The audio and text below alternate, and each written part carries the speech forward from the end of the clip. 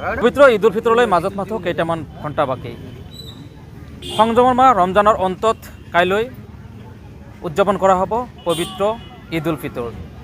সমগ্ৰ দেশৰ লগতে অসমতো ইছলামধৰ্মী লোকসকলে ঈদ উল ফিতৰ উদযাপন কৰাৰ বাবে ব্যাপক উৎসাহ দেখিবলৈ পোৱা গৈছে। আৰু এই মুহূৰ্তত মই উপস্থিত আছোঁ গোৱালপাৰা জিলাৰ ধূপধাৰা আৰক্ষী থানাৰ অন্তৰ্গত পদুপাৰাত।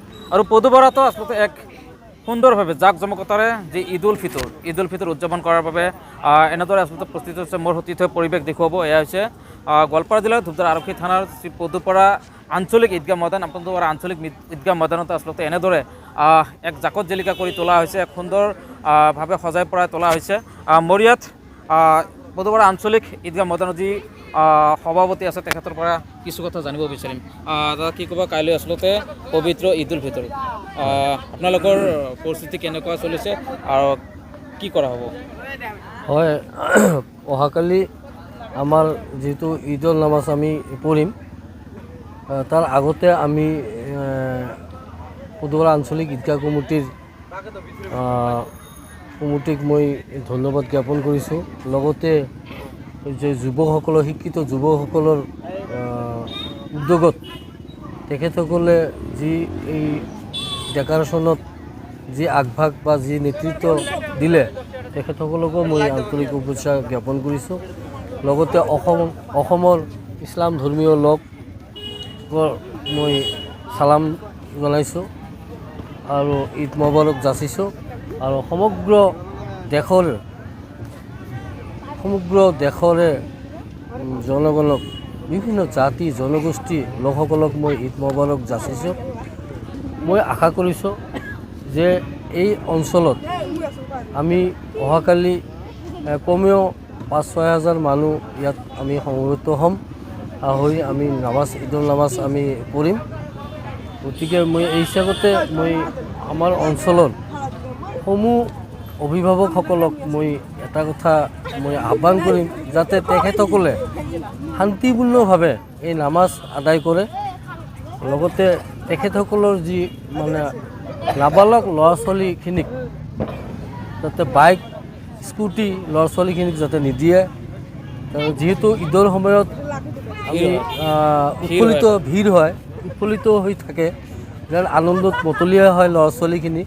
যে এই হিচাপতে মই কৈছোঁ যে ল'ৰা ছোৱালীখিনিক যাতে বাইক আৰু স্কুটি তেখেতসকলে যাতে এই ঈদৰ নামাজৰ সময়ত যাতে চলাবলৈ নিদিয়ে, তাৰ কাৰণে মই কমিটিৰ তৰফৰ পৰা মই আহ্বান কৰিলোঁ। যিহেতু কাইলৈ ঈদৰ নামাজ পঢ়া হ'ব, আচলতে কেই বজাত নামাজ আৰম্ভ হ'ব? অহাকালি আমি সিদ্ধান্ত লৈছোঁ, ঘোষণা কৰিছোঁ 8:30 বজাত, ৰাতিপুৱা 8:30 বজাত আমি ঈদৰ নামাজ আমি পঢ়িম। আৰু এই ঈদৰ নামাজত এইবাৰ অলপ ব্যতিক্ৰমী ৰূপত আমি সজাই পৰাই তুলিছোঁ। নামাজৰ আগত আমি কি কৰিছোঁ, আমাৰ যিজন ইমাম চাহাব নামাজ পঢ়াব, এইবাৰ ইমাম চাহাবৰ নাম কি? এই ইমাম চাহাব এইবাৰ মইনুল হক হাফিজ চাহাব ডাঙৰীয়া, তেখেত অভিজ্ঞ ব্যক্তি, তেখেতে আমাৰ ঈদৰ নামাজ পঢ়াব। গতিকে তেখেতকো মই আন্তৰিক শুভেচ্ছা জ্ঞাপন কৰিছোঁ, তেখেতৰ মই সুস্বাস্থ্য কামনা কৰিছোঁ। কিমানমান লোকে আচলতে ইয়াত নামাজ পঢ়িব? আমি কমেও 6,000 6,500 মান আমি ইয়াত নামাজ পঢ়িম।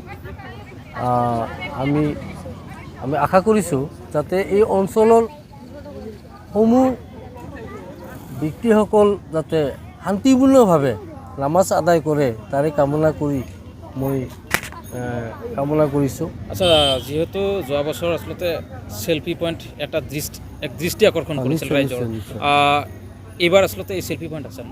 এইবুলিও হয়তো চেল্ফি পইণ্ট বনোৱাৰ কাৰণে যুৱকসকলে যোজা লৈছে। ৰাতিৰ ভিতৰতে হয়তো সম্পূৰ্ণ চেল্ফি পইণ্টটো সম্পূৰ্ণ হ'ব। মই আশা কৰিছোঁ যুৱকসকলে যি ধৰণৰ নেতৃত্ব লৈছে আৰু ভাল কৰি তেখেতসকলে আৰু নেতৃত্ব ল'ব, তেখেতসকলে মোক জনাইছে।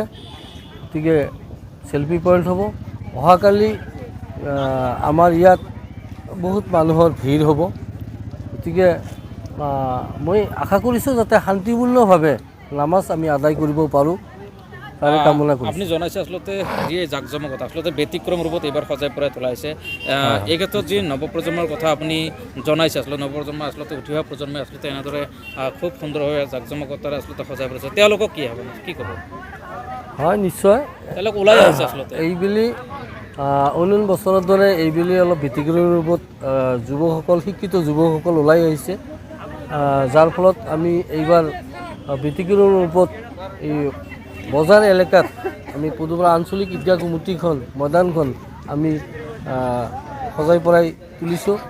আমি আশা কৰিছোঁ যুৱকসকল যাতে এই ধৰণৰ আগভাগ লয়, তাৰে কামনা কৰিছোঁ। বজাৰত ভিৰ কেনেকুৱা হৈছে আচলতে? বজাৰত অন্য বছৰৰ দৰে এইবেলি বজাৰত মানে বহুত বেছি ভিৰ। দোকানত কোনো বস্তু কিনিবলৈ মানে শাৰী পাতি যাব লাগে, বস্তু কিনিব পৰা নাযায়, বহুত ভিৰ।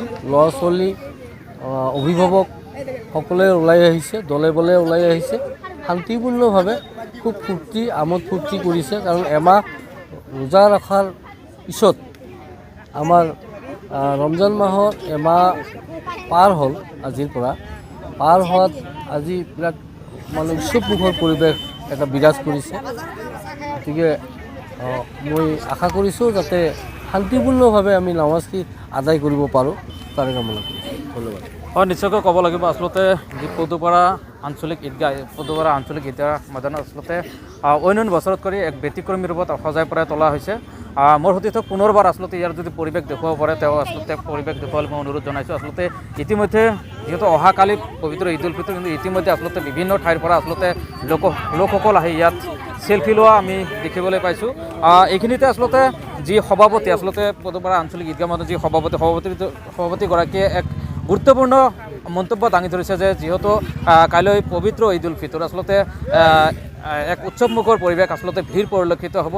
সেই ক্ষেত্ৰত আচলতে সভাপতিগৰাকীয়ে ৰাইজক আহ্বান জনাইছে, নৱপ্ৰজন্মক আহ্বান জনাইছে, যিসকলে দুচকীয়া চাৰিচকীয়া বাহন তেওঁলোকে লৈ আহিব, তেওঁলোকে যাতে খুব সাৱধানতে আচলতে বাহনসমূহ চলাচল কৰে, তাৰ ক্ষেত্ৰত কিন্তু সভাপতিগৰাকীয়ে এক সুন্দৰ কথা তেওঁ দাঙি ধৰিছে।